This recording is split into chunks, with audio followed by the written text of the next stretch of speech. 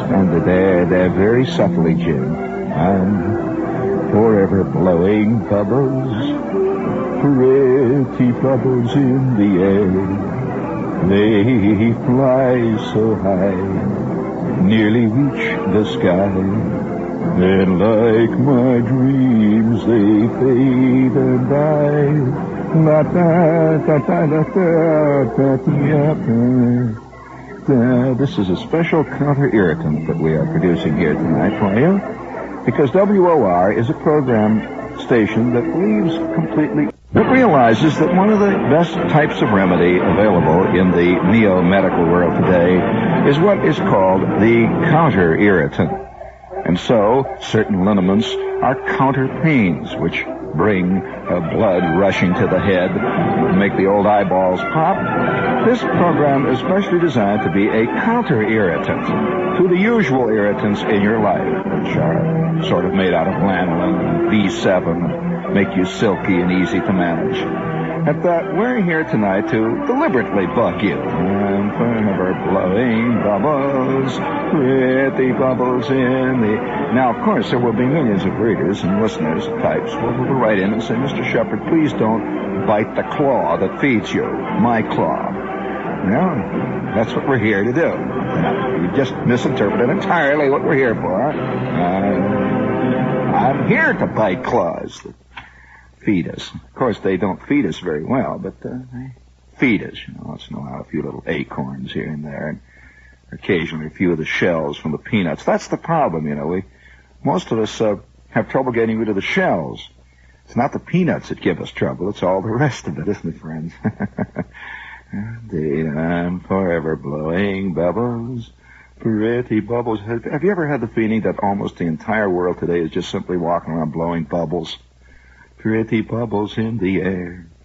They rise so high, nearly reach. The other night, for example, I'm watching a late-night TV show, inadvertently trying to tune up a set of IFs, and I'm watching this late-night television show, and on came this angry folk singer-type girl. The kind with the long, pale face and the long, stringy-type hair and the angry look. And I was immediately impressed again how much mankind is today prone to blow bubbles in the air. I'm forever blowing bubbles, pretty bubbles in the air. They rise so high. She represented one of the new type of thinking. There's a new kind of simplistic thinking that's sweeping the world. It's so wonderful because it does away with all complications. I felt that there should be really a new philosophy promulgated, actually a new word created, something like simplism, just simplism, to be simple.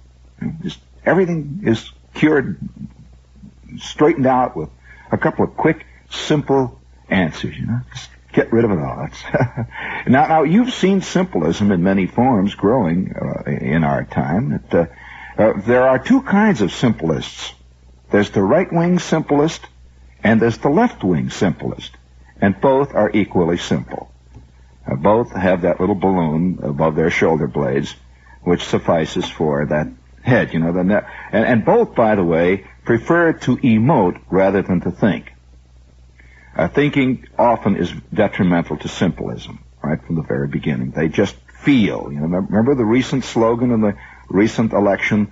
You just know in your heart that he's right. You see, not the head. It's never referred to the head. It's just the heart. It's kind of a emotion, Bro, would you please bring us a little simplism music up, please? Just sneak it in there a little bit there.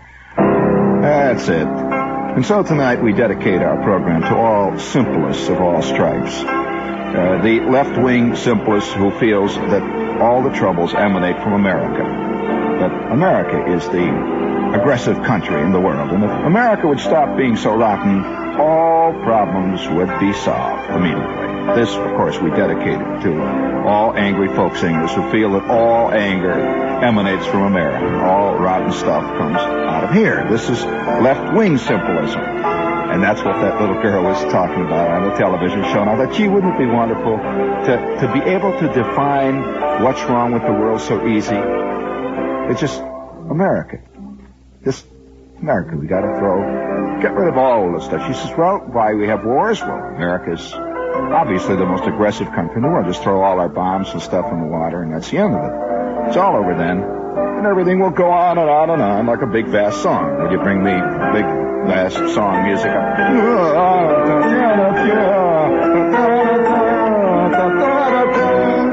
And so that is the left-wing simplist. Now, the right-wing simplist feels that all evil emanates from Russia and communism. That's all. No matter what happens, he has a bad leg. He says it's because they're putting something in the water. His kid flunks in school. That's because they got those rotten communist teachers. Everything is from that one source. Another kind of symbolism.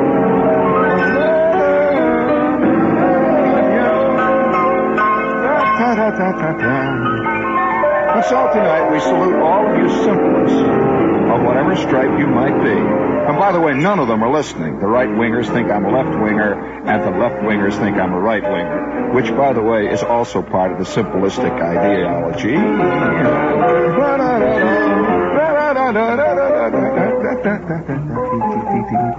Doesn't that sort of caress you, make you soft and easy to manage?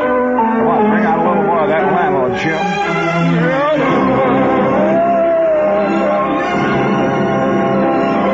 Yes, mankind is absolutely maniacal in the search for simple, easy answers. And oh, by the way, one thing about all the simplists that I've noticed, they are almost stunningly self-righteous.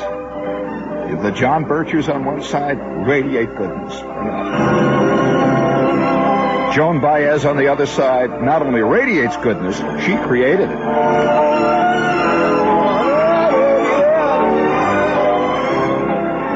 In the middle is poor little confused, nervous Bob Dylan.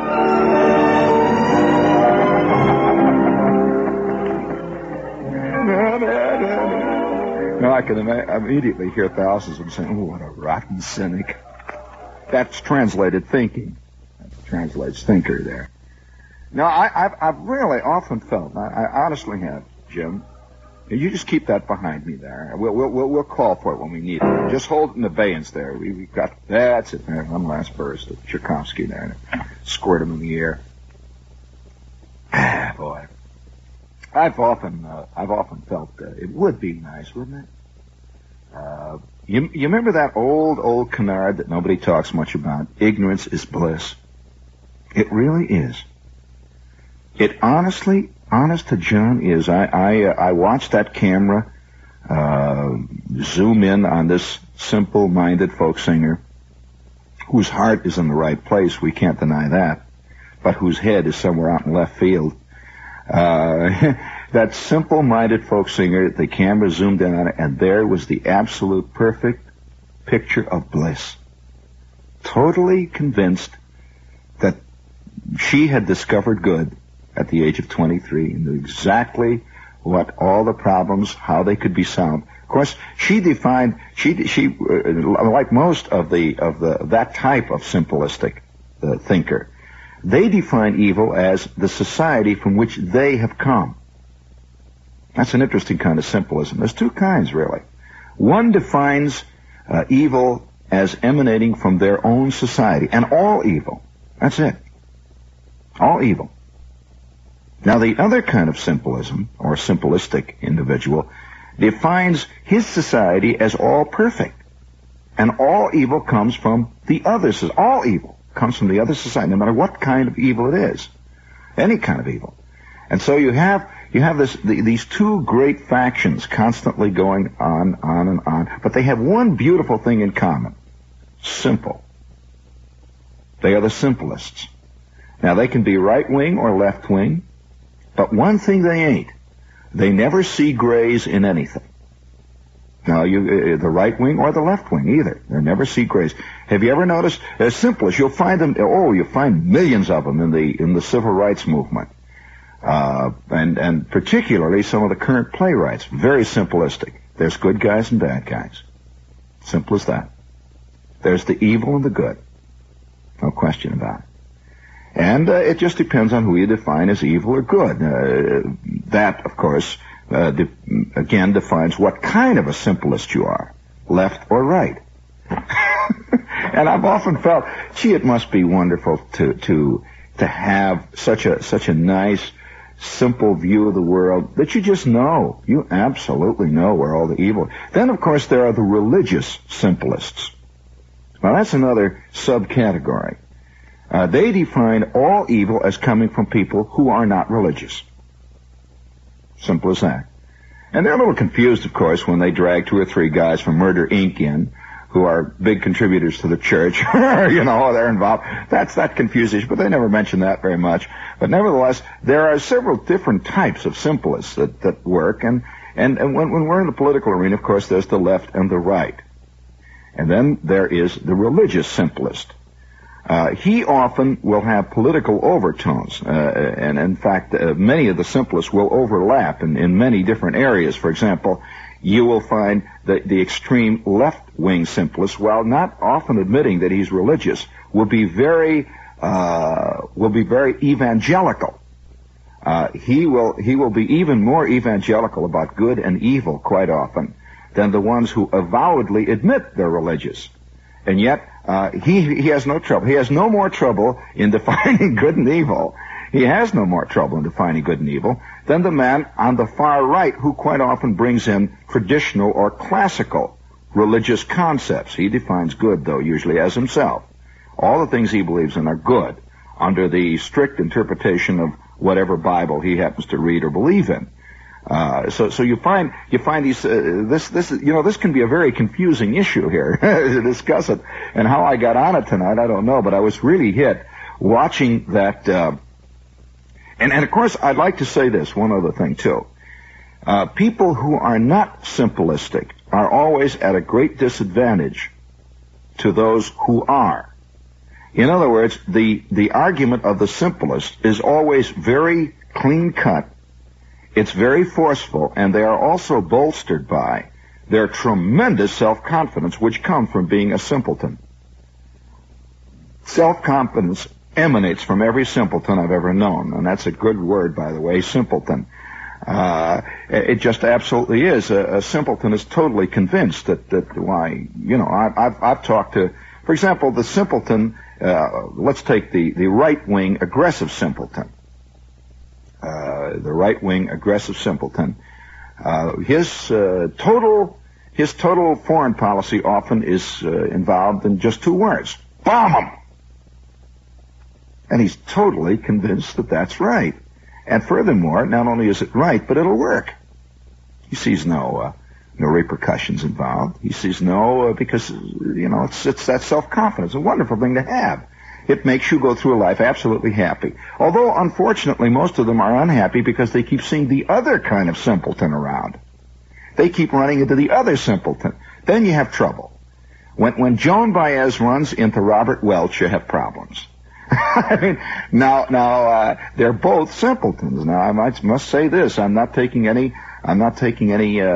value judgments here. However their cause, whatever their cause might be, and I'm not against any of their causes. I'm not for communism. I'm not against civil rights. I'm none of these curses. Immediately, this will be interpreted this way when you say these things. But so be it. Go ahead and interpret as you will, simpleton. Go right ahead. But nevertheless, I'm saying to you here, when one simpleton meets another simpleton, it is like the immovable object meeting the force that cannot be stopped. There you got it. There it is. And so in the end, they just take 2 different roads. They just go off in 2 different directions because an immovable force knows it's in trouble when it sees that immovable object, rather, knows that it's in trouble when it sees a force coming along that is not going to be pushed aside. So they just generally go off in 2 different directions. And who do they attack? Well, it's interesting. You'll find that both simpletons, both sides, the left and the right, and the religious simpleton, will attack the one, maybe in 5, who sees that the world is a far more complicated place. He's the one real enemy to all of them. He's the one that everybody gets mad at. He is the agreed enemy. Have you noticed that so many of the playwrights So many of the playwrights today, I've even heard them being interviewed on the air. And the reason I mentioned playwrights is because they today have, in a way, supplanted the novelist of a few years ago as being the great social movers or prime movers. That I have noticed that many of them will define the enemy. They don't define the enemy as the far right, if the guy's a left-winger. He defines it as the guy in the middle who doesn't believe either of them. That's the enemy. That's a bad scene. I have noticed what's going on in there. We got a party going in there. I've noticed though that the simplism is catching. As our society grows obviously more complex. Now, it is quite obviously a much more complex world than it was 100 years ago. No question about that. In every possible conceivable way. Technically, we don't even have to argue. This is an old point. Philosophically, it is obviously very, very different than it was 100 years ago, because 100 years ago, almost all people believed completely and thoroughly in one or another type of religion. They were all definitely agreed on that. That was the end of it. Now, they may have had different local differences of a political nature, but people in one world as the other. See, the Western world had very little relationship with the Eastern world 100 years ago. There was very little intercourse between the two worlds. Now, the Western world was by and large a world that contained one certain set of religious precepts. Now, there were different variations within that, and these variations were slight compared to the overall thing, which was what you could call the Western world religion. Judaism, Christianity, you can go right down and name them, but nevertheless they were all based on a single solitary base. Now, the curious thing about that, as religion has begun to lose out in the modern world of technology, one thing and another, and the great intercourse between the Eastern world, you got confusion on both sides. A real confusion. Speaking of, that reminds me, this is WOR, AM and FM, New York. Speaking of, do you have the money button in there ready for us? Wait a minute, hold a minute, Jim. It's funny. What this results in, of course, this general confusion where people don't know whether they believe in religion or not. Many people who believe in a religion have to apologize for it. Today, this was a comparatively new thing, and I'm not being pro or anti-religious here. I'm merely pointing out facts in our life today. That a minister today has to apologize for bringing in religion into his sermons from time to time. I've known several of my personal acquaintances who do that. I mean, they're up there in the pulpit and say, excuse me, if I don't want to offend anyone, but I'd like to quote from this book here. And he's taking out the Bible, and it's cleverly disguised to look like a copy of the New Republic or maybe the Reporter magazine or something. And he says, it was said by a well-known writer, "Thou shalt not sin." Of course, nobody... So he really does. He keeps it to himself. I know at least a half dozen ministers I know who are the greatest apologists for non-religion in the business today. Very effective. They've got the high collars and all that, and they're really, in a sense, the evangelists of a new kind of atheism, which is another subject and a completely removed one from here. However, the thing that this results in is a pretty fascinating thing, I think, since most people today don't have any base of any kind. Now, a base is a base, literally a foundation. Most people, I think almost all of us, me, you, all of us, we're not fundamentalists. We certainly can't be in 1965. This is another world. Everything seems to be in a state of constant flux. And so we have sort of given the reins over in almost every department. We have given the reins of taste, morality, attitude over to those people who merely have passion about it. And so anybody who is loud enough today can get a following. Anybody who has enough flash in the eye can convince a large number of people that he's right. You'll find that there are several types of people who do have a flash in the eye because they have certain personal problems which have caused them to become very forceful people. forceful. They have a position to defend. Maybe it might be conscience. Who knows? There's large numbers of them in the civil rights thing. And, of course, then you have the homosexual problem, where millions and millions of them have literally taken over the fashion world. They've taken over the theater. They've taken over to a large extent, the novel. They've taken over advertising, primarily because they have something that bugs them enough to make them appear passionate. This is a very involved thing, and I know that many of you who are good, honest people who just walk around the streets and who don't have much relationship with any of these fields, who are merely the victims of this, are confused when you go see a play and you wonder what it's about. Well, you have to know the key to know what it's about. You're looking at an advertisement and you'll wonder why this girl, why this strange ad, and there it is. It's right there. You have to know the key.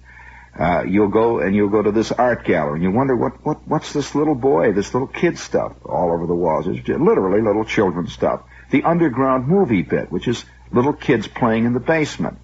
You wonder, well, why? Well, part of that world, of course, is an insensate desire to remain a little kid at all costs and to do little kid things all of your life.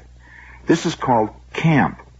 Many people don't understand what the word camp means. They think it's a new kind of fashion, or they think it has to do with camping. The word is camping, really. And to camp it up means to play that attitude to the hilt, to play the homosexual attitude as far as it can be played. Now, don't think for a minute that homosexuals are only one sex. Large numbers of people here can immediately think of tall, thin young men with high cheekbones and a dedicated look and a pink sweater. No, there are large numbers on the other side. And this is hardly ever talked about. And that, too, is part and parcel of this great new upsurge of one thing and another. So what happens to the guy who is not a homosexual, or the girl who is not? What happens to the one who is not involved, literally, in the civil rights issue, merely is there, or is not a religious man, or is not a man dedicated to the right-wing cause or the left-wing cause, is just there, Millions of people are not committed by their sociological background or possibly even their psychological background. What do? Well, they generally wind up by being committed. They have to. All human beings do. They get committed to the specifics around them. Have you wondered why so many people are so dedicated to the little job they've got? The job might have no real importance at all. Filling out a form every 15 minutes and looking at one little meter. Or maybe it'll be something like getting the schedule out at 8. And they will dedicate themselves maniacally to this little thing. Well, because it's in a sense I suppose you might say a placebo. A placebic dedicant, to use a psychological term. It's a fascinating thing to watch. I've seen people get dedicated to their lawn. Night and day, they think about their lawn. They'll sit at their desk or they'll walk around the street and they'll think about crabgrass. They'll think about what they're going to do. Tomorrow morning they're going to get out at 7, they're going to trim the edge, or they're going to do this, or they're going to do that, they're going to put this fertilizer on. Dedicate themselves to that. Then there's the type who will dedicate himself to a boat. Literally dedicate his whole world, his life, his whole attitude and everything is built around that boat. Then you'll have people who will dedicate themselves to the kids. That's the kids. His whole life and whole world is making sure that the kids have good teeth. Making sure that the kids are healthy. Making sure, this is another kind of dedication. And he will shut out all the rest of all this stuff, this confusion. He just sort of leaves through the ads and looks at them glazedly and dumbly. He doesn't quite understand why all those thin, pink young men are standing there looking out at him and telling him about this and telling him about that. And he can't quite understand why all these tall, angry ladies with the leather jackets and the leather boots are whipping with the bull whips out there. And he doesn't quite understand all that, but he just goes right on and figures it'll be all right as long as he can get the valves ground in his Chris crap. It'll be okay. Now, speaking of that, now here at WR we have people who are maniacally dedicated to the commercial schedule. And they get right out. They can get just as excited about deviating from the log as James Baldwin can get about a white citizen council member. And it's very much the same kind of dedication. Would you please hit the button there, please? Is your car old enough to smoke? Surprising how many cars are. Is your car old enough to smoke? Surprising how many cars are. A car needn't be old to smoke. Some cars start burning oil early. If your car uses too much oil, give it Prestone Oil Miser. Prestone Oil Miser is just what the name says, a miser for oil. Prestone Oil Miser stops oil burning, restores lost power, quiets noisy engines, cuts exhaust smoking. Prestone Oil Miser makes worn engines run quieter. Just add a can of Prestone Oil Miser to your regular oil. Insist on Prestone Oil Miser wherever auto supplies are sold. If your car's old enough to smoke, surprising how many cars are. If your car's old enough to smoke, get Prestone Oil Miser. That's wiser by far. Prestone Oil Miser is a product of Union Carbide. This subject, can be explored for hour after hour after hour, and of course it has some really interesting psychological and sexual connotations. You don't hear this discussed much on the radio, but in fact in most areas. But you will find that when a man is confused, they found this in animal experiments.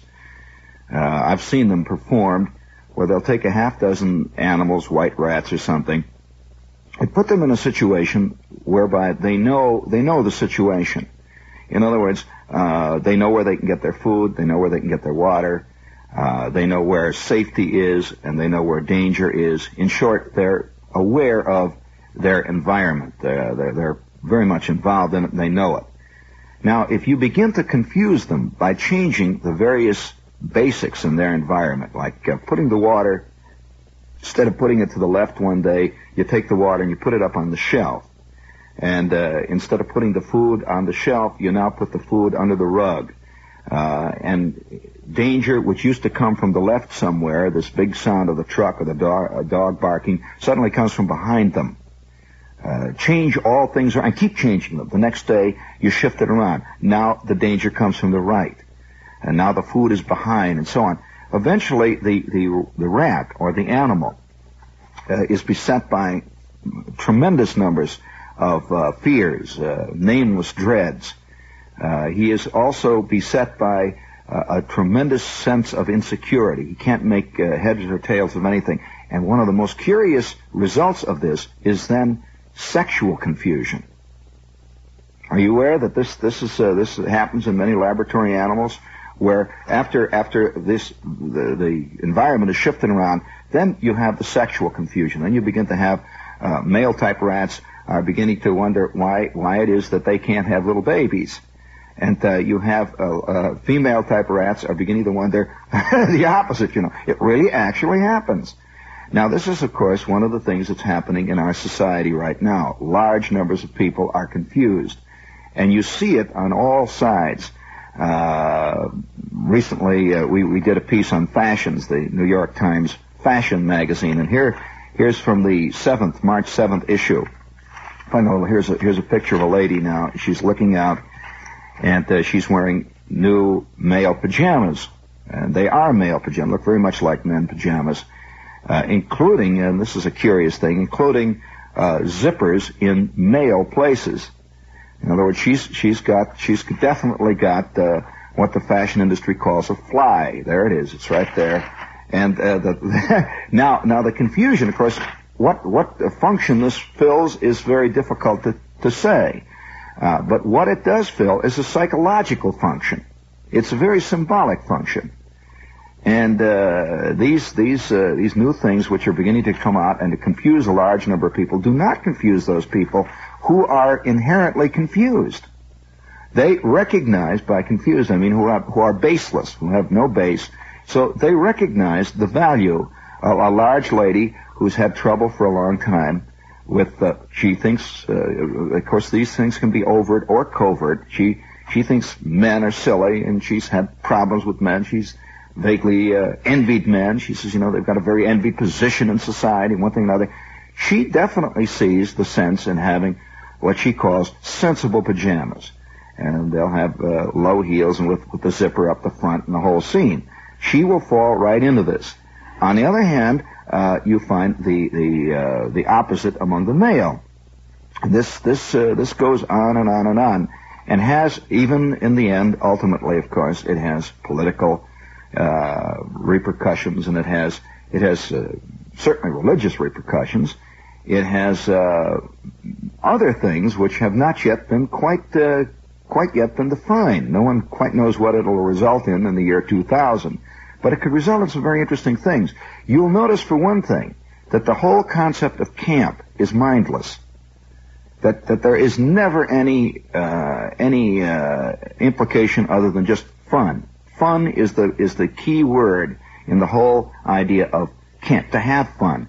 Fun, that's it. The world is fun. This is a very childish, simplistic attitude towards the world, and could, of course, eventually result in all kinds of psychological and sociological repercussions when, as life progresses, fun ceases to be as easily obtainable. Fun is easily attainable when you're 19. But I don't know whether fun is as easily attainable, say, to a man of 65. And yet he's living in a fun-oriented world. It's a very difficult problem.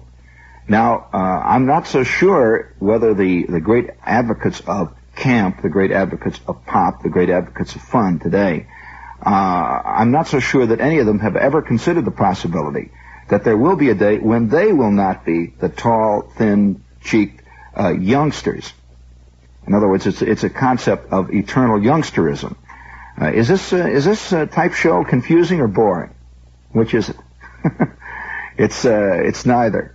It's a difficult situation and a difficult thing to talk about, because I think there is also a very large percentage of the population involved in their own affairs, involved in their own world, who are totally unaware that there is a genuine revolution that is taking place.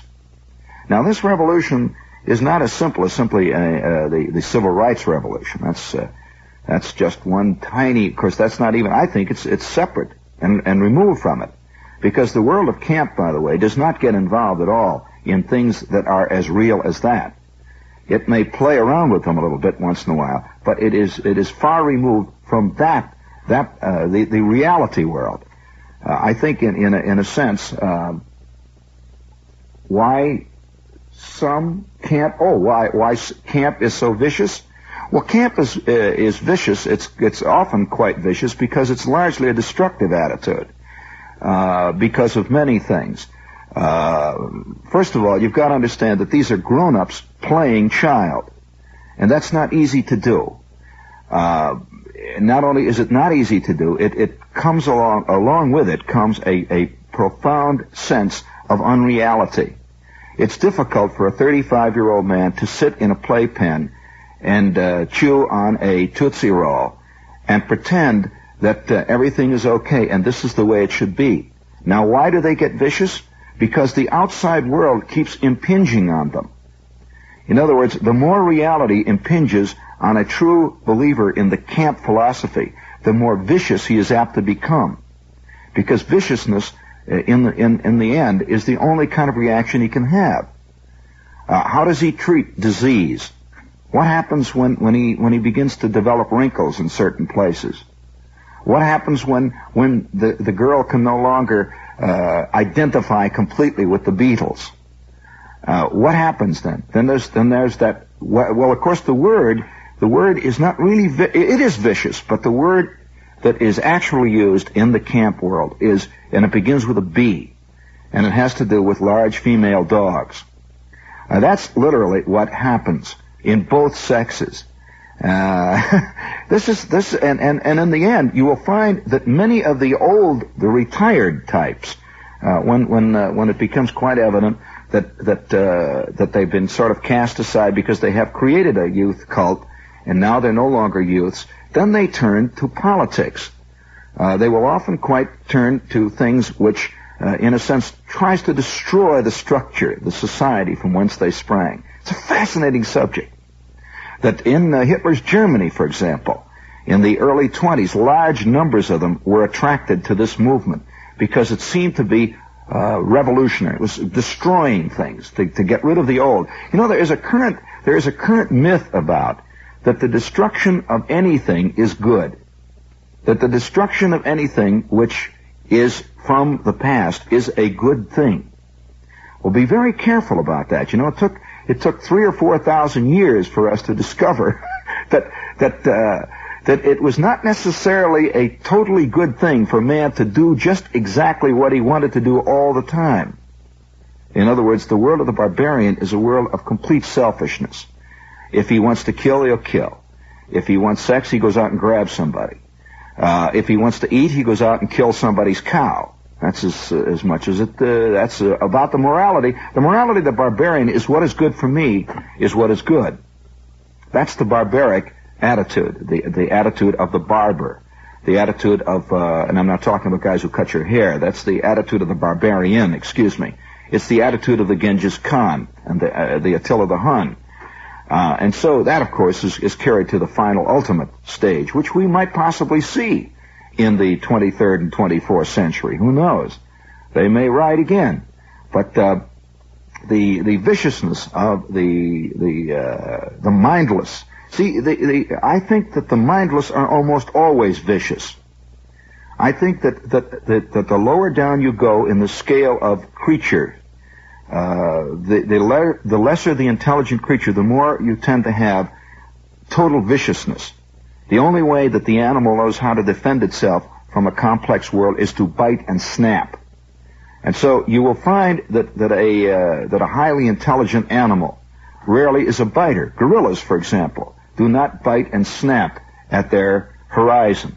They do not do this. On the other hand, you will find that the hooded cobra will. He's very low down on the intelligence scale of animals. He just knows one thing: bite, hit. Bite, hit. Whenever there's confusion in the air, bite, hit. And so you'll find a great deal of the mindlessness of this whole camp world comes into full flower when it begins to strike out. We've got a couple of commercials here. Speaking of mindlessness, what do we have here? I see. Peugeot. Now listen, I want you to listen very carefully. Starting tomorrow morning at 9:30 at 2 East 46th Street, that's Manhattan Imported Cars, the Peugeot dealer there is going to give away to the first 25 guys who come in to enjoy a test ride in that fantastic Peugeot 404. He's going to give away 25 free pairs of tickets to the International Automobile Show, which opens next week at the Coliseum. It's a gas of a show. And believe me, to get 2 free tickets to this thing, just for riding around and testing the new Peugeot, you're out of your skull if you don't get down there early. Now, that's Tuesday morning. They open at 9:30. They're open all day long. It's the Peugeot dealer at 2 East 46th Street, right in Midtown Manhattan, just off 5th Avenue. In fact, you ought to do it during your lunch hour. Get down there. That's Manhattan Motors, Imported Cars, 2 East 46th Street, just off 5th. Get down there fast, man. And we have also American Heritage here, too. If you don't know anything about American Heritage and you'd like to find out about it, I suggest you drop a letter with $1 in it to American Heritage, Box 711, Great Neck, New York. And they'll send you a representative copy of the magazine, which is worth, by the way, $3.95. It's a hardcover magazine, beautiful magazine about American history. The address again is Box 711, American Heritage, Great Neck, New York. Enclose a buck. Okay, how much time do we have anyway? 3 minutes? I don't know what you meant. Now, you said hold up 3, and then you said 2.5. That's 3 minutes. All right, very good. And, this subject has not, very few people are saying much about the subject, and I hope that I didn't offend any of you tonight. I didn't mean to offend you, but it is an interesting, growing phenomenon of our time, and again, I know I'll get 50 letters. It'll say, gee whiz, that was boring. Why didn't you tell us about when you were a kid? Stick to that. That's what we want to hear about. And this is part of the little man's confusion with the world that he sees around him. He doesn't want to hear much about the fact that things are changing and that there's great new forces beginning to arise in the world around him. He prefers to hear about when you were a kid. He prefers to hear about the time that you played hockey and everybody stole the candy and ran down the street and was chased by the principal, one thing or another. And this is quite understandable. I recognize that, and there it is. But I personally, being a man of the 20th century, walking around, looking at the sky and the sand and the wind and being part of it and being alive and breathing, and I personally find the time in which I live infinitely fascinating. And I'm talking about the time in which I live. I mean like the today. So many people are really not much interested in today. And if you do mention today, you better mention it in a comforting way. Either that. Now there are many ways to get comfort. Now if many people want to have today mentioned only in light of the kind of cause they're involved in. I have many friends who are deeply involved in the civil rights fight, which is a great and worthy fight. But the only way they want you to talk about today is to talk about it in those terms. That's it. I have known many people who are involved in the camp world, and the only way they want you to mention today or to discuss today is in the terms of what they call the sexual revolution. And of course, you better be for it. You better be for it. Then there are other people who, when you talk about today, the only way they want you to mention today is to talk about little trivialities like TV commercials. Be funny about what the president said this time, or be funny about what that particular politician said about the taxes, little trivial things. And so, I personally, though, when I walk around and look at the sky and the birds, and I'm a living creature in this fantastic maze, just like all the rest of the mice, I find the maze itself intriguing. I find the very confusion that many of us live under, including myself, I find that fascinating. I find the fact that large numbers of ladies are trying to get zippers in strange places in their pajamas. I find that fascinating. I find it also fascinating that large numbers of men are trying to get zippers taken away from strategic places on their clothing. I find that fascinating. And I find the right-wing simpleton intriguing. I find the left-wing simpleton intriguing. In fact, of course, a large number of people are going to say, yeah, Shepherd, but where do you stand? Alive, I'm here, walking around, watching. I stand as much as the rest. And, of course, one of the ways to be accepted today is to take one or the other of any of these various attitudes which I've outlined tonight, take hold of that and say, this is mine. This is what I stand for. And you will be successful in one or the other of the groups. You walk around, you look, you see, you spit, and you try to keep your knees loose.